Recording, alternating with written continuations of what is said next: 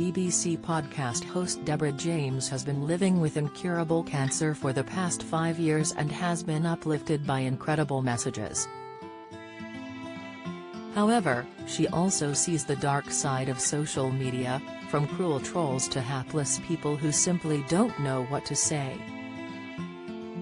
The 40-year-old, a former head teacher at a Catholic school, has now turned to cancer campaigning and has spoken out about her experiences on the podcast You, Me and the Big C. "I've had incredible social media messages, which literally lift me up at the darkest of times," she said, while the presenter reflected on the support she received.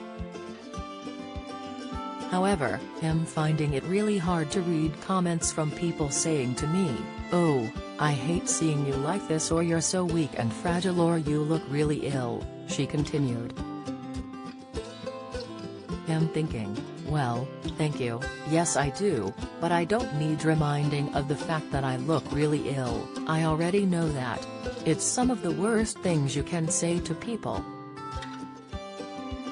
She hit back at those who have expectations of a lively response as someone living with cancer, admitting that she suffers total exhaustion sometimes.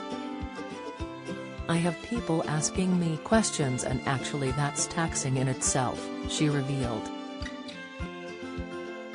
"My friend Emma Campbell, who I've had on the podcast before, actually put out a great post on social media about the idea of how we don't really know what to say to people when they're in this situation," Deborah explained.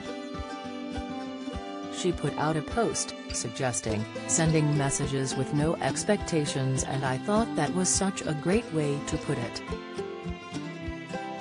To not ask a question, to have no expectations of a reply, to not think that it reflects badly on you or your friendship if the cancer sufferer doesn't respond.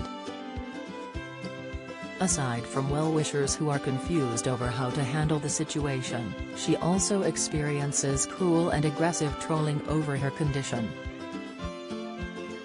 "There's always a couple of messages that play over and over on my mind, although I know I should just shut them down," she recounted.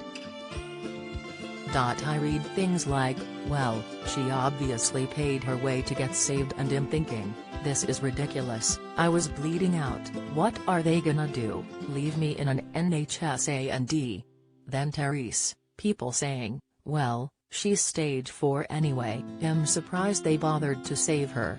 Reading things like that when you have just come through a trauma is absolutely hideous.